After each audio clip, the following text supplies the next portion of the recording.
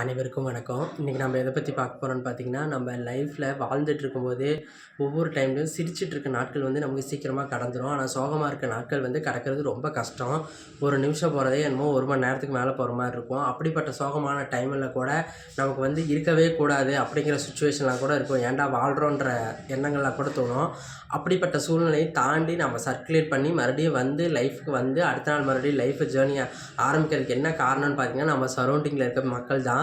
நம்ம பழகுற மக்கள் வந்து நம்மக்கிட்ட நல்ல விதமாக இருக்கும்போது இவன் நம்மளை நம்பி அவங்க இருக்காங்க, நம்மளை நம்பி அவங்க இருக்காங்க, நமக்காக இருக்காங்க அப்படிங்கும்போது அவங்களுக்காக கொஞ்சம் பண்ணலாம், அவங்களுக்காக கொஞ்சம் இருக்கலாம் அப்படின்ற எண்ணம் வரும்போது நம்ம அடுத்த நாள் சர்வைவ் பண்ணுவோம். நான் இதுக்காக சொல்கிறேன், உதாரணமாக நம்ம குடும்பத்தில் இருக்க உறவுகளை தாண்டி நம்ம வெளியே சம்பாரிச்சு வச்சிருக்க உறவுகள் அவங்களுக்காக இருக்கலாம், அவங்க நமக்காக கண்டிப்பாக இவன் இருக்கிறான் அப்படின்னு நம்மளை நம்புகிறாங்கல்ல, அதுக்காகவாது இருக்கலாம் அப்படின்னு நினைக்கிறோம்.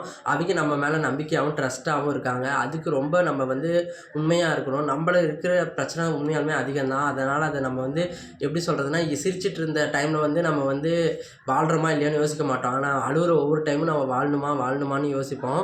அப்படிப்பட்ட சுச்சுவேஷனையும் கடந்து நம்ம வாழணும்னு நம்மளை இது பண்ண வைக்கிறது நம்மளை சுற்றி இருக்கவங்க தான். நீங்கள் யோசிச்சு பாருங்கள், நம்ம ஃபேமிலியை தாண்டி நம்மளை நம்பி இருக்கவங்க, இல்லை நமக்காக இருக்கவங்கன்னு ஒரு சில பேர் கண்டிப்பாக இருப்பாங்க. இவர் இருந்தால் பரவாயில்ல, இவர் இருந்தால் அதாவது வேலைக்காகவோ இருக்கட்டும், இல்லை உதவிக்காகவோ இருக்கட்டும், இல்லை பேசுகிறதுக்காகவோ இருக்கட்டும், இல்லை பழகிறதுக்காகவோ இருக்கட்டும், எனிதிங்.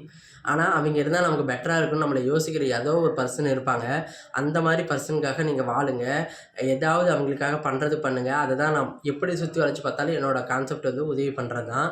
அதை நீங்கள் தொடர்ந்து பண்ணிகிட்டே இருங்க. அதனால் நீங்கள் பல உறவுகளையும் உயிர்களையும் சம்பாதிக்கலாம். நன்றி.